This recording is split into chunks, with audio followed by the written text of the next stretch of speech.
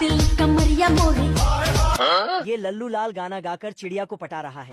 तभी अंधेरे का फायदा उठाकर यह कातिल लल्लू को तीर मार देता है, तो लल्लू लाल की वहीं पर मौत हो जाती है। ये क्या हो गया? तभी सारे गांव वालों की भीड़ जमा हो गई।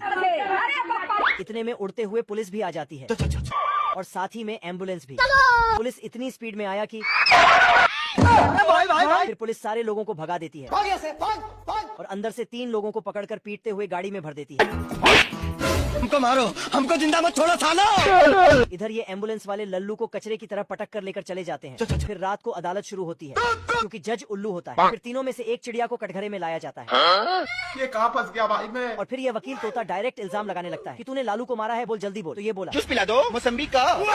ये सुनकर पुलिस वाले इसे पीट पिटाकर जेल में डाल देते हैं। फिर पुलिस वाले दूसरे आदमी को पीटते हुए लेकर जाते हैं। मेरी बहन की छोटल। और ये आदमी पहलवान होता है, अरे साला। तो ये पुलिस वालों को ही पीट देता है और कटघरे में खड़ा हो जाता है। तो ये तोता फिर से, पर ये साफ मना कर देता है, मैंने किसी को नहीं मारा, मैंने किसी को नहीं मारा।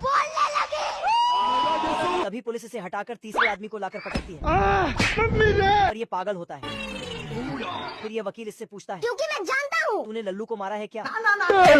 तो जज इसे हथौड़ा मारकर बोलता है, अगर कातिल को देखा है तो बताओ कौन है। तो ये जज पर ही उंगली कर देता है। चुप कर बे कुत्ते। जज से उंगली हटी तो तोते पर उंगली कर दिया। अरे साला। फिर तोते से उंगली हटी तो यह दोनों पर उंगली कर देता है। उसके बाद तो ये खुद पर ही उंगली कर देता है। तभी तोता बोलता है, सब कुछ आईने की तरह साफ है सर, लल्लू को इसी ने मारा है। फिर जज बढ़ते हुए इसे पूछता है, तूने लल्लू को क्यों मारा? इतने में लल्लू लाल की वही खूबसूरत चिड़िया आ जाती है और इसकी खूबसूरती देखकर दूसरे के साथ जज भी पागल हो रहा है। कातिल कमरिया मोरे।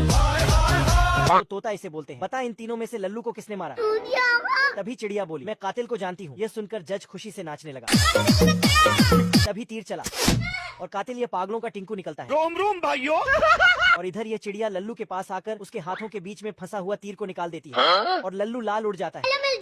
ये साला तीर लगने के सदमे से बेहोशी में पड़ा था और फिर इनका रोमांटिक सीन शुरू हो जाता है। यहाँ यह बत्तख बीज को फेंकता तो तुरंत वहाँ बड़ा सा पौधा निकल आता है जो सीधा स्वर्ग में लेकर जाता है। यह देखकर बत्तख तुरंत ऊपर जाने का कड़क फैसला करता और ऊपर जाने लगता है।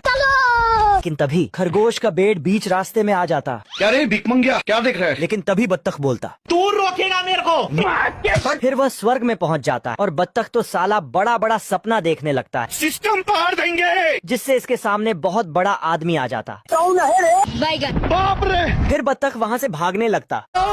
इधर से खरगोश आकर बत्तख को पकड़ लेता है। अबे साले जा।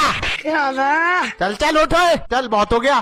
फिर बड़ा आदमी पूछता, स्वर्ग में बिना पूछे सबसे पहले कौन आया? तो खरगोश बत्तख का नाम लगा देता है।